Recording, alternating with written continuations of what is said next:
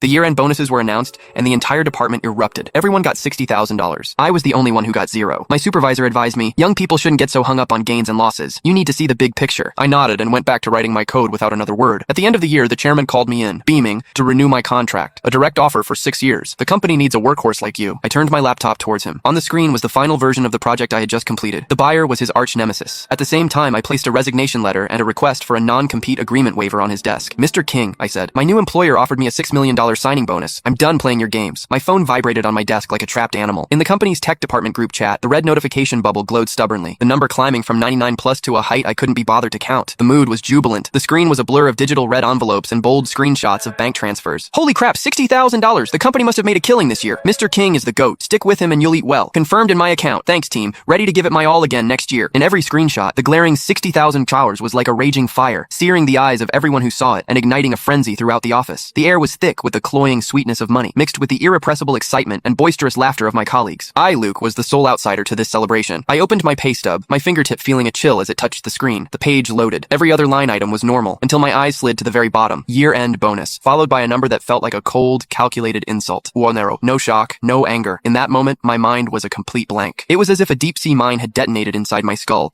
and in its wake, the world fell into a dead silence. All sound, all color, bled away. All that remained was that Nua Weiler burning itself onto my retinas like a vicious brand. Luke, my office. My supervisor, Leo Kane, stood at his door beckoning to me. He wore that familiar smile, affable yet permitting no argument. I stood up without expression, pulling back my chair and walking through the ecstatic crowd. My colleagues, who had just been cheering, now wore complicated expressions as they looked at me. Some pity, some gloating, but mostly the detached amusement of watching a drama unfolding. I didn't care. I walked into his office and closed the door, shutting out the noise. Leo pointed to the chair opposite him and poured me a glass of water himself. Luke, you saw the pay stub, right? He began, his tone as calm and steady as a therapist conducting a session. I nodded, saying nothing. I know you must be feeling like this is unfair, he continued slowly, taking a sip of his tea. But you have to understand, as a young man, you need to see the big picture. You can't just focus on short-term gains and losses. The big picture? A cold laugh echoed in my mind. Such a familiar phrase. When he made us work late into the night, he'd say, young people need to hustle to grow quickly. That's seeing the big picture. When he made us take over failing projects for free, he'd say, with great ability comes great responsibility. This is the company's trust in you. You have to have perspective. Now, with those same words, he was erasing the blood and sweat of more than 300 days and nights of my life. You are the core of Project Zenith, the soul of the operation. The company sees it, and the chairman sees it. Leo's voice was laced with a persuasive power. This, you could say, is a special test from Mr. King. He wants to see if you're just in it for the money, or if he can truly entrust the company's future to you. Pass this test. Prove your loyalty and your perspective, and your future will be limitless. He leaned forward, lowering his voice to a conspiratorial, solemn whisper. Trust me, the company will never mistreat a true contributor. I looked at him, at the face that seemed so sincere as he sold me this fantasy. I could see the calculation and contempt in his eyes. He saw me as a tech nerd he could easily manipulate, a fool who didn't understand office politics, someone who could be placated with a few empty words.